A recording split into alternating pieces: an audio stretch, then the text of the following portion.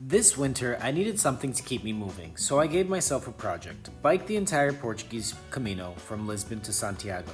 Now, I didn't do it all at once. Some days I rode and went back home, other times I packed light and stayed overnight, moving on the next morning and taking the train where I left off and continuing my journey by bike. No fixed rules, just progress and trying to get over my winter blues as best as I possibly could.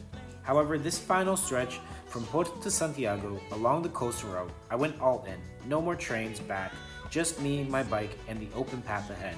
And I have to let you know, again, I got all my footage stolen at the end of this, so this is not going to be the exact way I planned, but we need to continue the journey. This is day 2, Found the Camino. And guys, I'm going to be completely honest, I've been struggling with this YouTube channel since my footage was stolen. So if you could please like and subscribe, that would be wonderful. Next video, we will be fully back and it will be the same quality as I would like it to be. Day 2 began on a bridge I'd actually already crossed. If you watched the first episode, you know I rode across the night before. But I ended up falling in love with the fountain. The food, the calm, the people, everything about it, so I turned back. Stayed the night and started fresh the next morning. And honestly, that was a great idea. So, I had a moment on day 1 where I started wondering, is the coastal route just flat beaches and boardwalks? Because if it is, this might be too easy. Day 2 destroyed that idea almost immediately. The route left the beach and dove straight into forests, lush, wild, and absolutely silent. Within minutes, it felt like I had stepped into a completely different world. This river right here, I still don't know if I've ever seen a river that blue in Portugal. It was like nature was showing up. There was also some intense hike and bike moments. I had to lift the bike and carry it a few times through tight trails and rocky stretches, but I didn't mind. I wasn't in a rush. I wanted to follow the true Camino path as closely as I could. If that's not your thing, no worries. There are easy workarounds on pavement, but for me, this was part of the experience. Eventually, the trees parted and I rolled into Viana do Castelo. It's one of those cities where you slow down without meaning to. The tile work, the bell towers, the breeze from the river, it all just wraps around you. I was incredibly impressed with this city. I did not expect such a massive city this close to the Spanish border. Viana was a major port during the Age of Discovery, sending ships to Brazil, India, and beyond.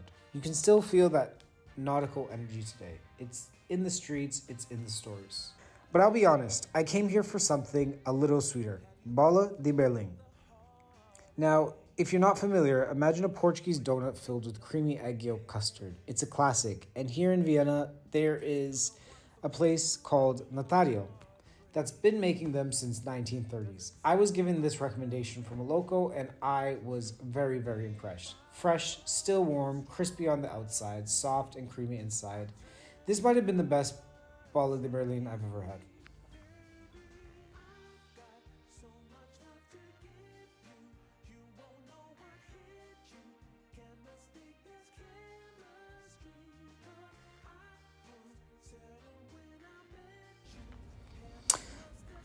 Leaving Vienna, I didn't really know what the rest of the day had in store.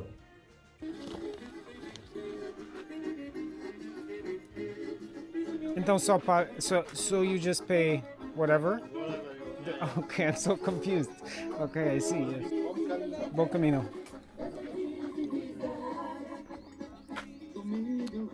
I don't know how. I guess I'll just do that. But what came next felt unreal. The trail looked amazing, and it took me through villages that looked frozen in time. Stone walls lined every single path, little homes nestled between forest and field. It was so quiet, so clean, and so perfect. I felt like it was inside a fairy tale. I don't know how else to say it, everything just clicked.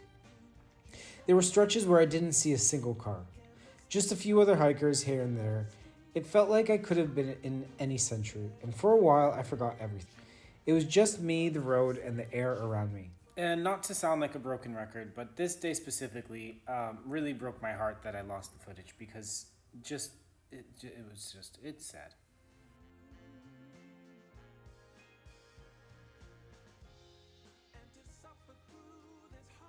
As the sun began to set, I arrived in Camino. It's a quiet riverside town right at the border with Spain. You can actually see Galicia across the river. Camina has this coldy, old century energy, a perfect end to a perfect day.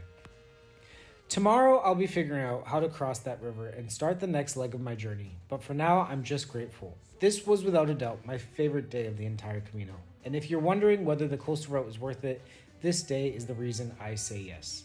Obrigado for coming along. See you in Spain.